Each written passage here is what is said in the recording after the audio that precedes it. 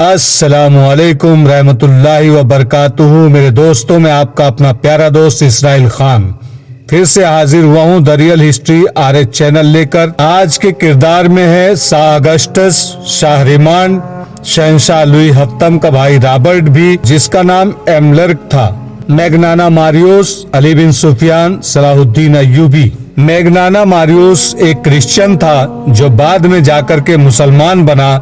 تاریخی لحاظ سے سیف اللہ کی اہمیت نام اسے دی گئی کہ وہ سمندر پار سے صلاح الدین ایوبی کو قتل کرنے آیا تھا۔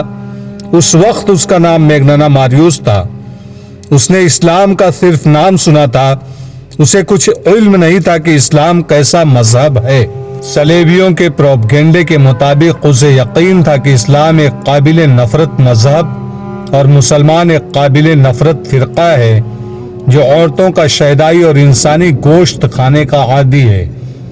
لہٰذا میگنانا ماریوس جب کبھی مسلمان کا لفظ سنتا تھا تو وہ نفرت سے تھوک دیا کرتا تھا۔ وہ بے مثال جرأت کا مظاہرہ کرتے ہوئے جب صلاح الدین ایوبی تک پہنچا تو میگنانا ماریوس قتل ہو گیا اور اس کے مردہ وجود سے سیف اللہ نے جنم لیا۔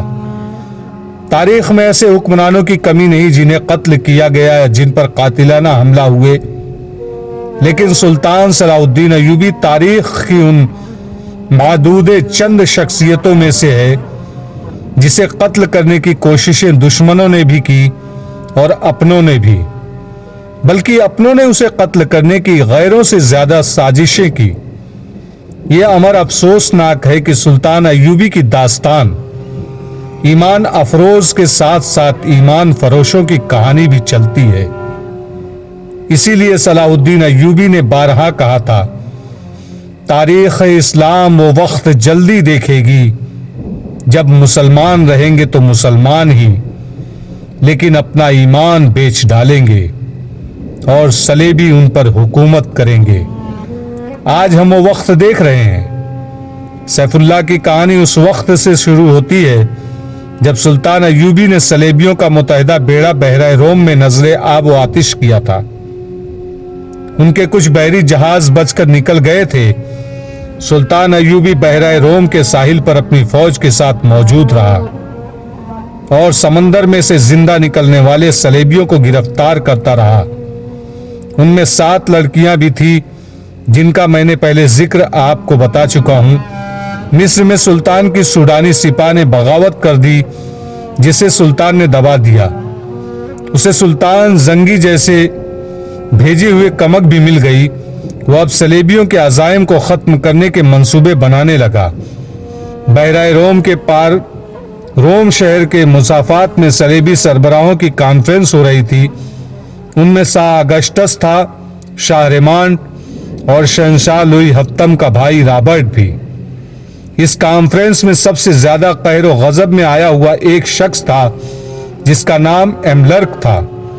وہ صلیبیوں کے اس متحدہ بیڑے کا کمانڈر تھا جو مصر پر فوج کشی کے لیے گیا تھا، مگر صلاح الدین ایوبی ان پر ناگہانی آفت کی طرح ٹوٹ پڑا اور اس بیڑے کے ایک بھی سپاہی کو مصر کے ساحل پر قدم نہ رکھنے دیا۔ مصر کے ساحل پر جو صلیبی پہنچے وہ سلطان ایوبی کے ہاتھ میں جنگی قیدی تھے۔ صلیبیوں کی کانفرنس میں ایملرک کے ہونٹ کانپ رہے تھے۔ اس کا بیڑا غرق ہوئے 15 دن گزر گئے تھے۔ وہ 15ویں دن اٹلی کے ساحل پر پہنچا تھا۔ سلطان ایوبی کی آتشی تیر اندازوں نے اس کے جہاز کے بادبان اور مستول جلا ڈالے تھے۔ یہ تو اس کی خوش قسمتی تھی کہ اس کے ملاحوں اور سپاہیوں نے آگ پر قابو پا لیا تھا اور وہ جہاز کو بچا لے گئے تھے، مگر بادبانوں کے بغیر جہاز سمندر پر ڈولتا رہا۔ پھر طوفان آ گیا۔ اس کے بچنے کی کوئی صورت نہیں رہی تھی۔ بہت سے بچے کچے جہاز اور کشتیاں اس طوفان میں غرق ہو گئی تھی۔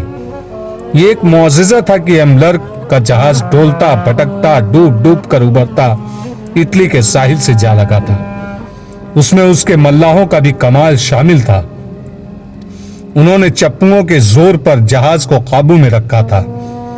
ساحل پر پہنچتے ہی اس نے ان تمام ملاحوں اور سپاہیوں کو بے دریغ انعام دیا۔ صلیبی سربراہ وہیں اس کے منتظر تھے۔ وہ اس پر غور کرنا چاہتے تھے کہ انہیں دھوکہ کس نے دیا ہے۔ जाहिर है कि शक सूडानी सालार नाजी पर ही हो सकता था। उसी के खत के मुताबिक उन्होंने हमले के लिए बेड़ा रवाना किया था, मगर उनके साथ नाजी का तहरीरी राब्ता पहले भी मौजूद था। उन्होंने नाजी के इस खत की तहरीर 2 खतों से मिलाई तो उन्हें शक हुआ कि ये कोई गड़बड़ है। उन्होंने काहिरा में जासूस भेज रखे थे, मगर उनकी तरफ से भी कोई इत्तिला नहीं मिली थी। उन्हें यह बताने वाला कोई न था कि सुल्तान सलाउद्दीन अय्यूबी ने नाजी और उसके साजिशी सालारों को खुफिया तरीके से मरवा दिया और रात की तारीकी में गुमनाम कब्रों में दफन कर दिया था। और सलेबी सरबराहों और बादशाहों के वहम गुमान में भी ये बात नहीं आ सकती थी कि जिस खत पर उन्होंने बेड़ा रवाना किया था वो खत नाजी का ही था, मगर हमले की तारीख सुल्तान अय्यूबी ने तब्दील करके लिखी थी। जासूसों को ऐसी मालूमात कहीं से भी नहीं मिल सकती थी। ये कॉन्फ्रेंस किसी नतीजे पर न पहुंच सकी। एमलर्क के मुंह से बात तक नहीं निकलती थी। वो शिकस्त खुर्दा था, गुस्से में भी था और थका हुआ भी था। कॉन्फ्रेंस अगले रोज के लिए मुलतवी कर दी गई। रात के वक्त ये तमाम सरबराह शिकस्त का गम शराब में डुबो रहे थे। एक आदमी उस महफिल में आया।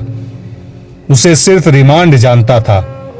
वो रिमांड का काबिल एतमाद जासूस था। वह हमले की शाम मिस्र के साहिल पर उतरा था। उससे थोड़ी ही देर बाद सलेबियों का बेड़ा आया और उसकी आंखों के सामने यह बेड़ा सुल्तान अय्यूबी के कलील फौज के हाथों तबाह हुआ था। ये जासूस मिस्र के साहिल पर रहा और उसने बहुत सी मालूमात मुहैया कर ली थी। रिमांड ने उसका तारुफ कराया तो सब उसके गिर्द जमा हो गए।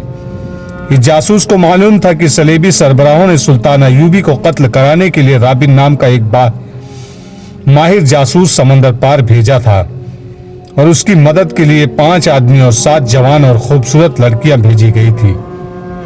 उस जासूस ने बताया कि राबिन जख्मियों के साथ जख्मी होने का बहाना करके सलाहुद्दीन अय्यूबी के कैंप में पहुंच गया था। उसके 5 आदमी ताजिरों के भेष में थे। उनमें क्रिस्टोफर नाम के एक आदमी ने अय्यूबी पर तीर चलाया, मगर तीर खता गया। 5 आदमी पकड़े गए और 7 लड़कियां भी पकड़ी गई।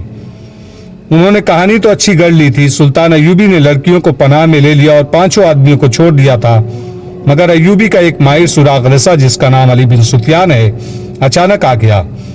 उसने सबको गिरफ्तार कर लिया और 5 में से एक आदमी को सबके सामने कत्ल करा के दूसरों से इकबाल जुर्म करवा लिया। जासूस ने कहा, मैंने अपने मुतालिक बताया था कि मैं डॉक्टर हूं, इसलिए सुल्तान ने मुझे जख्मियों के मरहम पट्टी की ड्यूटी दी थी। वहीं मुझे ये इत्तिला मिली कि सूडानियों ने बगावत की थी जो दबा ली गई है और सूडानी अफसरों और लीडरों को अय्यूबी ने गिरफ्तार कर लिया है। राबिन, 4 आदमी और 6 लड़कियां अय्यूबी के कैद में हैं, लेकिन अभी तक साहिल पर हैं। 7वीं लड़की जो सबसे ज्यादा होशियार है लापता है। उसका नाम मुबीना अरतलास है, मोबी कहलाती है। अय्यूबी भी कैंप में नहीं है और उसका सुराग रसा अली बिन सुफियान भी वहां नहीं है। मैं बड़ी मुश्किल से निकल कर आया हूं। बड़ी ज्यादा उजरत पर तेज रफ्तार कश्ती मिल गई थी। मैं ये खबर देने आया हूं कि राबिन, उसके आदमी और लड़कियां मौत के खतरे में हैं। मर्दों का हमें फिक्र नहीं करना चाहिए, लड़कियों को बचाना लाजमी है। आप जानते हैं कि सब जवान हैं और चुनी हुई खूबसूरत हैं। मुसलमान उनका जो हाल कर रहे होंगे उसका तसव्वुर आप कर सकते हैं। शाह अगस्टस ने कहा, हमें यह कुर्बानी देनी पड़ेगी। अगर मुझे यकीन दिला दिया जाए कि लड़कियों को जान से मार दिया जाएगा तो मैं यह कुर्बानी देने के लिए तैयार हूं। रिमांड ने कहा, मगर ऐसा नहीं होगा। मुसलमान उनके साथ वहशियों का सलूक कर रहे होंगे। लड़कियां हम पर लानत भेज रही होंगी। मैं उन्हें बचाने की कोशिश करूंगा। यह भी हो सकता है, रॉबर्ट ने कहा, कि मुसलमान लड़कियों के साथ अच्छा सलूक करके हमारे खिलाफ जासूसी के लिए इस्तेमाल करने लगे। बहरहाल हमारा यह फर्ज है कि उन्हें कैद से आजाद कराएं। मैं उसके लिए अपना आधा खजाना खर्च करने के लिए तैयार हूं। जासूस ने कहा, ये लड़कियां सिर्फ इसलिए कीमती नहीं कि ये लड़कियां हैं, वो दरअसल तरबियत याफ्ता हैं। इतने खतरनाक काम के लिए ऐसी लड़कियां मिलती ही कहां हैं।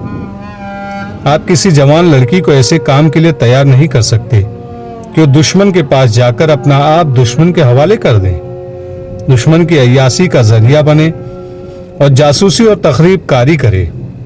اس کام میں عزت تو سب سے پہلی دینی پڑتی ہے، اور یہ خطرہ تو ہر وقت لگا رہتا ہے کہ جو ہی دشمن کو پتا چلے گا کہ یہ لڑکی جاسوسہ ہے تو اسے اذیتیں دی جائیں گی، پھر اسے جان سے مار دیا جائے گا۔ ان لڑکیوں کو ہم نے زر کشیر صرف کر کے حاصل کیا، پھر ٹریننگ دی تھی اور انہیں بڑی محنت سے مصر اور عرب کی زبان سکھائی تھی۔ ایک ہی بار 7 تجربے کار لڑکیوں کو ضائع کرنا عقل مندی نہیں۔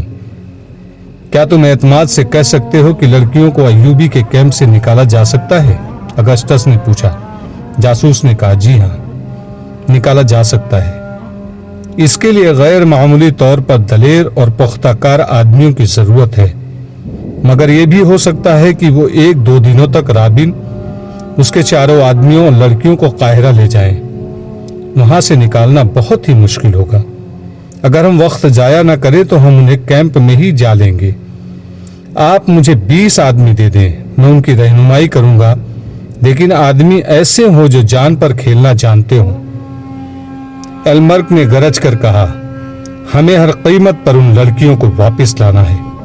اس پر بحیرہ روم میں جو بیتی تھی، اس کا وہ انتقام لینے کو پاگل ہوا جا رہا تھا۔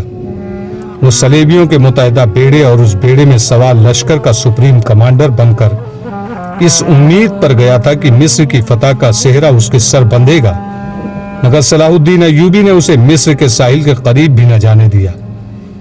وہ جلتے ہوئے جہاز میں زندہ جل جانے سے بچا تو طوفان نے گھیر لیا۔ اب بات کرتے اس کے ہونٹ کانپتے تھے اور وہ زیادہ تر باتیں میز پر مکے مار کر یا اپنی ران پر زور زور سے ہاتھ مار کر اپنے جذبات کا اظہار کرتا تھا۔ اس نے کہا، میں لڑکیوں کو بھی لاؤں گا اور صلاح الدین کو قتل بھی کرواؤں گا۔ میں انہی لڑکیوں کو مسلمان کی سلطنت کی جڑیں کھوکھلی کرنے کے لیے استعمال کروں گا۔